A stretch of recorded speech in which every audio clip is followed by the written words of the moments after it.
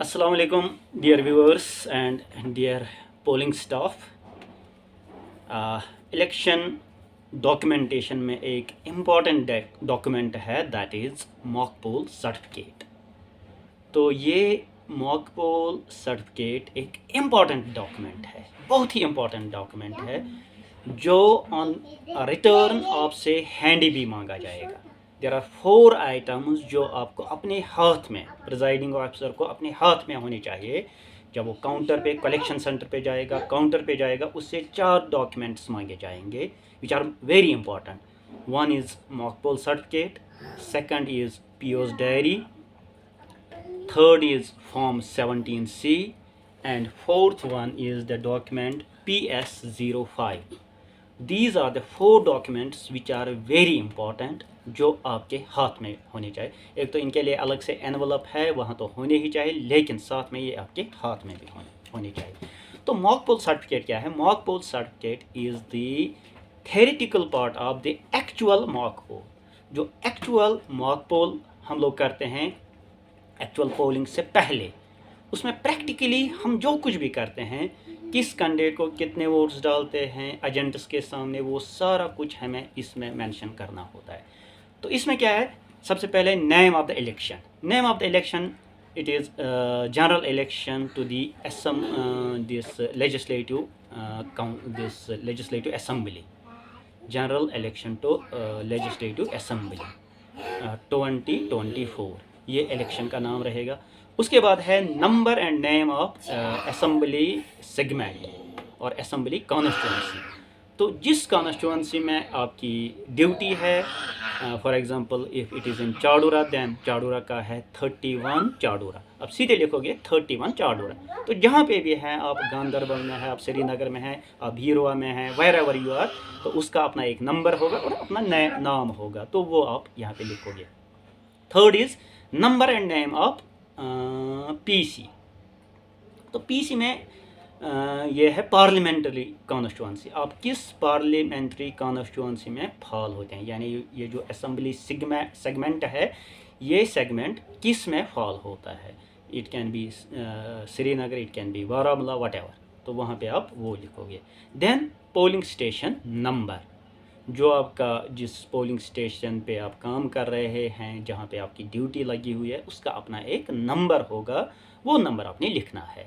उसके बाद है actual conduct of mock poll and verification of mock poll data. तो उसमें सीरियल नंबर, वो तो वहीं से लिखा हुआ है। तो उसके बाद name of the candidate, name of the candidate including NOTA, इसमें नोटा भी आपने मेंशन करना है। तो नेम ऑफ द कैंडिडेट है जो इलेक्शन लड़ रहे हैं, उनके नाम बैलेट यूनिट में सीरियली लिखे होंगे।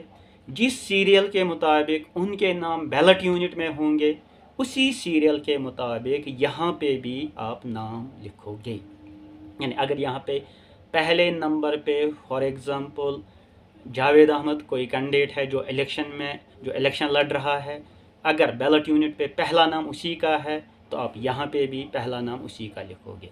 दूसरे नंबर पे अगर बैलेट यूनिट में कोई गुलाम मुस्तफ़ा नाम का कोई बंदा इलेक्शन लड़ रहा है, ये इलेक्शन लड़ने वाले लोग हैं, तो वहाँ पे आप उसका नाम मेंशन करोगे।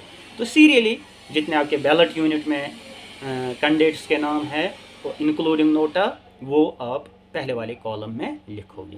Then second column is number of votes cast during the mock poll. तो मॉक पोल में आपने एक रिकॉर्ड मैनुअली रखा होगा कि किस कैंडिडेट को मैंने कितने वोट्स डाले। वो आप एजेंट के सामने जो आपने प्रोसेस की होगी, तो वो आपने लिख के रखा होगा कि फ़लाँ कैंडिडेट को इतने वोट्स डाले, फ़लाँ कैंडिडेट को इतने वोट्स डाले, फ़लाँ कैंडिडेट को इतने वोट्स डाले, वो इसमें मेंशन करना है। यूजुअली जो नॉर्मल प्रोसीजर रहता है, आपको कोशिश करनी है कि हर एक कैंडिडेट को सेम नंबर ऑफ वोट्स मिलने चाहिए। अगर फॉर एग्ज़ाम्पल अगर आपकी कॉन्स्टिट्यूंसी में 9 कैंडिडेट्स हैं, तो एक तो 9 कैंडिडेट्स हैं और 10वां हो गया नोटा, तो आपने मिनिमम कितने वोट्स डालने हैं? 50 वोट्स। तो 10 हैं कैंडिडेट्स इंक्लूडिंग नोटा, तो 10 × 5 हो गए 50। तो आप कोशिश करिएगा कि हर एक कैंडिडेट को 5-5 वोट्स डालने। तो जितने भी आपने कैंडिडेट को वोट्स डाले होंगे वो आप दूसरे कॉलम में लिखोगे। फिर तीसरा कहता है number of votes displayed in control unit on checking the result. जब आपने फिर रिजल्ट चेक किया उस टाइम डिस्प्ले कितने हुए वोट्स, तो नेचुरली ये होने चाहिए जो आपने मैनुअली लिखा होगा नंबर ऑफ वोट्स कास्ट, जितने आपने कास्ट किए होंगे ये वही दिखाना चाहिए, तो आप वही आप लिखोगे इसमें। अगर आपने 7 वोट डाले हैं तो डिस्प्ले भी 7 ही होंगे, तो 7 लिखोगे। अगर आपने 5 डाले हैं तो डिस्प्ले भी 5 ही होंगे। अब उसी के मुताबिक जो अगला कॉलम है कि वीवीपैट में कितनी स्लिप्स निकले उस कैंडिडेट की, तो नेचुरली ये भी वही होना चाहिए। जितने आपने वोट्स डाले, जितने कंट्रोल यूनिट पे डिस्प्ले हुए, उतनी ही स्लिप्स उस कैंडिडेट के फेवर में निकलेंगे वीवीपैट से। तो फॉर एग्जांपल अगर आपने 5 वोट डाले, बैलेट यूनिट कंट्रोल यूनिट पे भी 5 वोट्स आएंगे और वीवीपैट में भी उस कैंडिडेट की 5 स्लिप्स निकलेंगी। उसके बाद result displayed in control unit and printed paper slips count tallied with each other. आपको येस और नो में जवाब लिखना है कि इसका मतलब है कि जो कंट्रोल यूनिट पे डिस्प्ले हुआ रिजल्ट और जो स्लिप्स निकली क्या वो मैच हो रही है। यानी अगर कंट्रोल यूनिट पे 7 वोट्स आ गए, क्या उस कैंडिडेट के फेवर में यहाँ से भी 7 स्लिप्स निकली, वीवीपैट से भी क्या 7 स्लिप्स ही निकली। अगर निकली जो निकलनी भी चाहिए तो यस लिखना है। अगर खुदा ना खास्ता नहीं निकली तो कहीं पे गलती हुई है तो नो लिखना है। फिर आपने देखना है कि कहाँ पे फॉल्ट हुआ है, वो आप रेक्टिफाई कर सकते हैं। लेकिन अगर आपने होशियारी के साथ मॉक पोल किया होगा तो यस ही आएगा। उसके बाद जो इम्पोर्टेंट काम आपने करना है सिग्नेचर ऑफ पोलिंग एजेंट्स। ये इम्पोर्टेंट है क्योंकि अगर ये आप भूल गए तो कलेक्शन सेंटर पे आप एजेंट्स कहाँ से लाओगे, तो आपका सिग्नेचर मिस हो जाएगा। अगर मॉक पोल के वक्त आपके एजेंट्स आ चुके हैं तो हर एक कैंडिडेट का जो अपना एजेंट होगा उस एजेंट से आपने साइन लेना है। पहला मैंने बताया फॉर एग्जांपल अगर जावेद अहमद कैंडिडेट है तो जावेद अहमद का जो एजेंट मौजूद होगा वो पहले नंबर पे एजेंट के कॉलम में सिग्नेचर करेगा। दूसरे सीरियल पे मैंने कहा अगर गुलाम मुस्तफ़ा नाम का कोई कैंडिडेट इलेक्शन लड़ रहा है तो सिग्नेचर के सीरियल में सिग्नेचर के कॉलम में वहाँ पे उसका जो एजेंट होगा, पर्टिकुलर एक एजेंट होगा, वो सिग्नेचर करेगा। अब अगर मॉक पोल के दौरान कोई एजेंट नहीं आया तो आप इस पर खुद साइन कर सकते हैं। आपका पोलिंग स्टाफ साइन करेगा, आपका जो माइक्रो ऑब्जर्वर है वो साइन करेगा। तो इसमें डरने की कोई बात नहीं है। अब उसके बाद नीचे है B, clear button on the control unit has been pressed to clear mock poll data. क्या आपने मॉक पोल ख़त्म होने के बाद जो डेटा था, जो वोट्स थे, क्या आपने वो क्लियर किए? तो नेचुरली आपने करने ही हैं। अगर आपने फेयर इलेक्शन करना है, सही इलेक्शन करना है तो you have to delete that. तो आपने डिलीट किया होगा तो आप येस ही लिखोगे। फिर यही सेंटेंस जो लिखा हुआ है clear button on the control unit has been pressed to clear mock poll data, ये आपने अपने कलम से लिखना है। इसका मतलब है कि गलती की कोई गुंजाइश नहीं है। इससे अगर आपने खुदा ना खास्ता नहीं किया होगा तो आपको याद आएगा, अरे भाई मैंने तो क्लियर नहीं किया, पहले मैं क्लियर करूँगा फिर मैं ये सेंटेंस लिखूँगा। इसलिए ज़्यादा इस पर जोर दिया गया है। उसके बाद all paper slips taken out from VVPAT, क्या आपने सारी वीवीपैट से स्लिप्स निकाली? आपने निकाली होंगी तो येस लिखोगे। Empty VVPAT shown to the polling agents, क्या आपने पोलिंग एजेंट्स को वीवीपैट का वो बॉक्स दिखाया जिसमें स्लिप्स रहती हैं, वो खाली करके उनको दिखाई, देखो अब इसमें कोई स्लिप नहीं रही, आपने दिखाया होगा तो नेचुरली येस लिखोगे।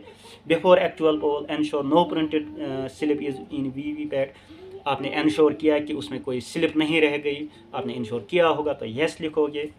मीन्स कि ये ऐसे इसमें ऐसे चेकलिस्ट्स हैं जिन पे आपने येस लिखना है, लेकिन ये आपने वहाँ पे पढ़ने हैं ताकि आपको याद रहे कि अगर कोई स्टेप आपको स्किप हुआ होगा तो इससे आपको याद आएगा वो स्टेप। अब इसी मॉक पोल सर्टिफिकेट के पीछे भी कुछ काम है आपको।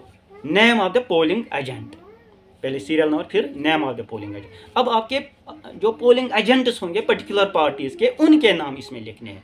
फॉर एग्जांपल वहाँ पे मैंने आपको बताया कि पहला कैंडिडेट जो इलेक्शन लड़ रहा है, अगर फॉर एग्जांपल वो जावेद अहमद है तो उसका एजेंट जो होगा फॉर एग्जांपल उसका एजेंट आरिज है, तो यहाँ पे आरिज का नाम आप लिखोगे। अब वो किस पार्टी को बिलोंग करता है, NC, Congress, whatever, PDP, PC, independent, जिस भी पार्टी को वो बिलोंग करता होगा उस पार्टी का आपने नाम लिखना है, यानी नेम ऑफ द पार्टी।